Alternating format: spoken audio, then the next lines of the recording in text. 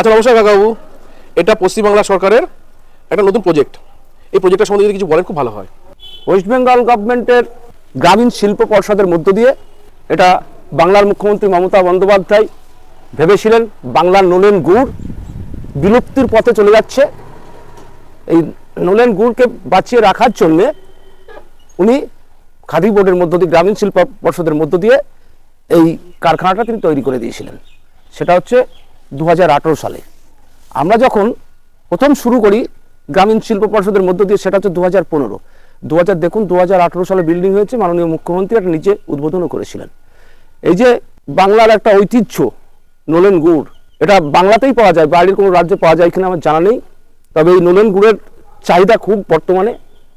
মুখ্যমন্ত্রী ভেবেছিলেন যে নলেন গুড়টাকে যেন তেন প্রকারে বিশ্বের দরবারে পৌঁছে দেওয়ার লক্ষ্যে তিনি বিশ্ব বাংলা, তাছাড়াও খাদি বোর্ড নিজে বিক্রি করে, এছাড়াও কলকাতার মিষ্টির বিখ্যাত মিষ্টির দোকান বাঞ্ছারাম তারা খাদি বোর্ডের থেকে নেয়, কামধেনু বিখ্যাত মিষ্টির দোকান তারা খাদি বোর্ডের মধ্য থেকে নেয়, বিশ্ব বাংলা নিচ্ছে।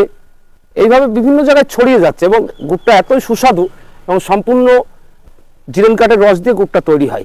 এখানে বাইরে যেটা আমরা দেখি এখনও 150 টাকা কিলো গুড় পাওয়া যায়, 200 টাকা কিলো গুড় পাওয়া যায়, কিন্তু আমাদের এই গুড় এতটাই খাঁটি, এক দানা চিনি চলবে না, এটা সম্পূর্ণ নির্ভেজাল নলেন গুড়, যার জন্য চাহিদা প্রচুর এবং মার্কেটে দামও ভালো। এগুলোর যে টিউবগুলো আছে সেই টিউবগুলোর দাম কেমন? টিউবগুলো বিশ্ব বাংলা বেচে 100 গ্রাম টিউব বেচে 100 টাকার প্রিন্ট ফেলে, যেটা খাদি বেচে মানে 110 টাকা প্রিন্ট ফেলে, তাছাড়াও যেটা বাঞ্ছারাম 140 টাকা প্রিন্ট ফেলে 150 গ্রামের দাম। আর আমার কাছ থেকে যেটা নেয় সেটা তো আমি টেন্ডার করে নিই। আপনাদের এখান থেকে যদি কেউ কোনো মানুষ নিতে চায় লুজ গুড় খাওয়া বাড়িতে খাওয়ার জন্য, সেটা কি নিতে পারে? হ্যাঁ দিই আমরা, সেটা কি মানুষের সাথে দিই, এখান থেকে কিলো দ্বারা ওজন করে দিয়ে দিই।